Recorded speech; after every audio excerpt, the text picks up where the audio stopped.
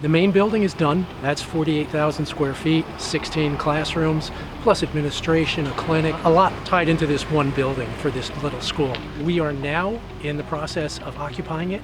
And at the meantime, we have taken building number 3 and 4 down. Those were the 2 smaller classroom buildings. They're older buildings, and they're going to be replaced with a new cafeteria and kitchen, a receiving area, as well as our music and art rooms. Those will start construction now as soon as we finish demolition, and then we will be building those through the balance of this school year. Our goal is to get that done by May of next year. Careful, one at a time, one at a time. If you hold on to these, they do break. Yeah. We are about 98% completed. The last 2% is just now details. We actually have a staff of about approximately 15 staff members that are going to come in and unbox our media center. So all of the boxes full of library books that have been stored. All of the furniture is now in place, and we just have anxious teachers that can't wait to get back on campus to start unpacking their boxes and start decorating their rooms.